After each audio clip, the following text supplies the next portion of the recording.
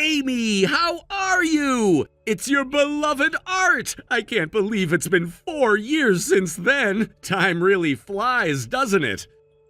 But honestly, when I think about the time we spent together, our love, all those moments, it feels like the years don't really matter. 4 years isn't that long compared to what we had. So, here's some big news. I'm coming back to my hometown soon. It's been a long time, hasn't it?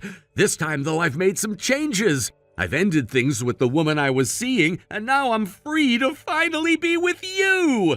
There's no more holding back, no more worries. I can't wait to see you again, Amy. You don't know how much I've missed you. The thought of eating your home-cooked meals again makes me so happy, I can hardly stand it. Seriously, it's making it hard for me to sleep at night just knowing that soon we'll be together again. And now about the move, don't worry, it's not that much. I only have 5 boxes of stuff, and I've already shipped them to your apartment. I've used a delivery service, so they should be there tomorrow. Can you make sure to accept the delivery when it arrives? I'm sure it'll get to you on time, no problem. And I'll be arriving tomorrow as well. Once I'm there, we can finally be together again in our love nest. I can't wait to pick up where we left off, to share all those little moments again, and to be with you like we used to be. It's gonna be so amazing to have you all to myself again. So, Amy, get ready. I'm on my way, and I can't wait to see you.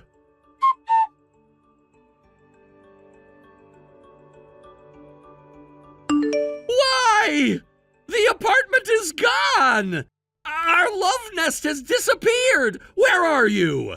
Art? Ah, Amy, finally you responded! Why didn't you reply until now? Well, I couldn't check my phone because of my situation. Wait, I'm pretty sure I blocked you right after we broke up, so why are you messaging me? I changed my phone number a while ago, so the number is changed. Oh, I see. But what was with all those confusing sentences you kept sending me? That's not important right now. Your apartment is gone. What's going on? I'm sure I didn't make a mistake with the address, and the surrounding scenery hasn't changed much, but only our love nest is gone. Hold on. Can you calm down for a second? I just read your message from yesterday again. Are you saying you're at the address of the apartment I used to live in? Huh? The one from before? I moved out of there a long time ago. What? And I heard that the landlord tore that building down, so it's supposed to be a parking lot now. No way! Then where's my stuff? Your stuff? Didn't you read my message? I sent my things to this address. Well, in that case, maybe it was returned to the sender due to an unknown address, and they've got the delivery agreement or something. No, what are you talking about? I sent it to you! It's your responsibility to find my stuff! I don't know what to say here. I think it was wrong to send it without checking with me first. I see. I understand now. So that's why you were ignoring my messages yesterday. You didn't want to take responsibility, and now you're trying to avoid it, right? I told you I couldn't check my phone. I think you can see that I haven't even read the messages until just now. Come on, there's no way you couldn't check your phone for that long. Well, it happened, so what can I do? Whatever! Find my stuff already! And what about where I'm gonna stay tonight? Where am I supposed to sleep? Or you could just come pick me up. Why don't you just go to a net cafe near the station? With $50, you should be fine. I don't have that much money. What? I barely managed to get here by selling a few things to cover transportation costs. I've only got about $2 left in my wallet. What's with your finances? What else can I do? The girl I was living with until recently went and found herself another guy, took all the money, and left me. Oh, wow. Because of that, I couldn't pay rent and got kicked out of the apartment, so I came all the way here thinking I'd get back with you. But you just moved without any notice. I'm not obligated to report to my ex about moving. Stop making excuses and just come pick me up. Not happening. Why? Because I'm on an overseas trip with my family. Huh? That's why I couldn't check your messages yesterday. When you're on an international flight, you have to turn your phone off. Wait, you're going with your family? Who are you with? You don't like overseas trips? You always said that. I'm with my husband and kids when we're on a family vacation. I never had any intention of getting involved, but now I'm stuck in another country, so it's impossible anyway. Wait, you got married? Yes, And you've got kids? When did this happen? 4 years ago. You were cheating on me, weren't you? What?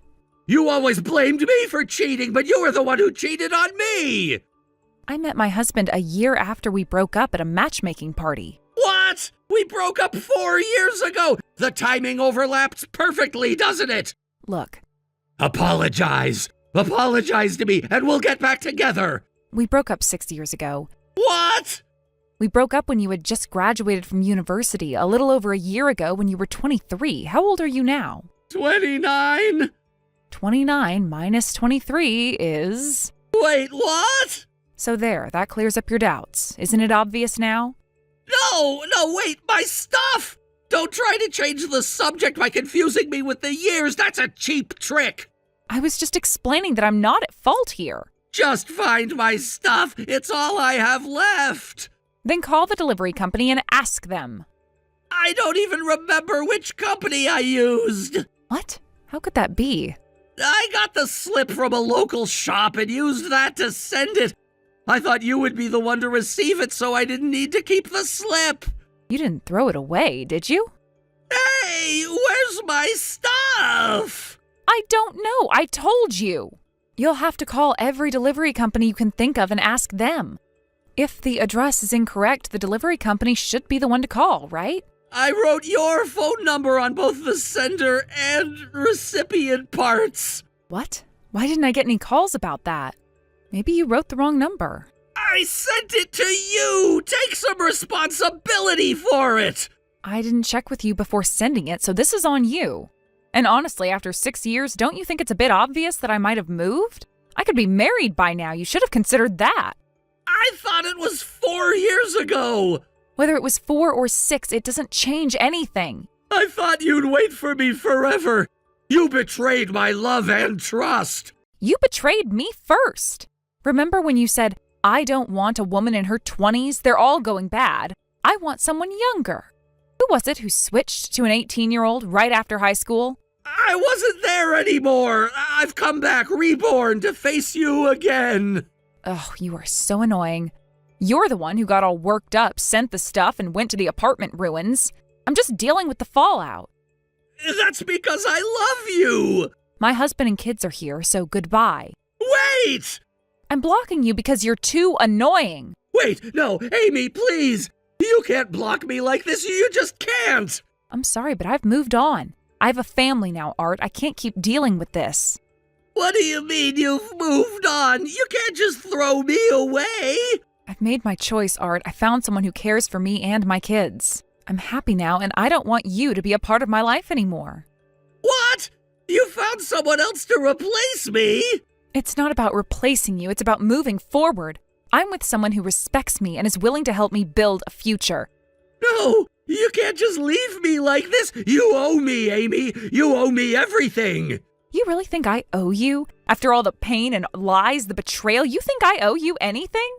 Yes, you owe me a second chance. You had your chance, Art. You blew it. I don't know what to do now. I'm stranded here with nothing. That's on you. You've burned all your bridges. I can't believe you're doing this. You've turned into someone completely different.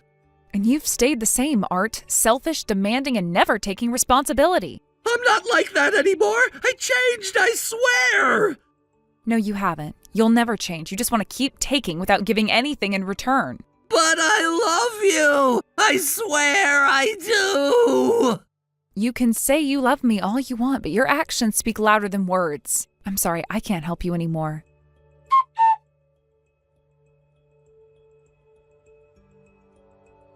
I thought it was such an annoying message, especially the beginning part. I didn't really think much of it, but when I asked my friends about it, they said it was called a Romeo message or Romeo mail. So that's what it's called, huh? I see now.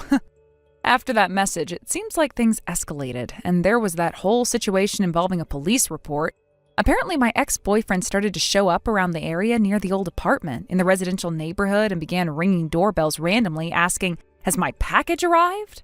Now, for me, being overseas in a completely different time zone, it was daytime when I found out, but due to the time difference, it was night in the US, and can you imagine if a stranger just came barging in shouting, "Package," and stormed into your place? Even during the daytime, that would be pretty concerning, but at night? Yeah, no wonder the police were called. I can't blame them at all. So, of course, the neighbors got scared and the situation quickly turned into a mess. The police were called in and a report was filed because this guy, without any warning, started causing a scene in a very public and disturbing way. I mean, if it had happened at night, especially with the way he was acting, it was absolutely reasonable for someone to be worried. People would think it's some sort of emergency or that something suspicious was happening, and I can see why it triggered a response like that. A little while after all of this went down, I got a call from the police myself. They asked me about what had happened, and I explained the whole situation to them. Once I told them the details, they seemed to understand, and thankfully that was the end of it. They didn't need anything else from me after that.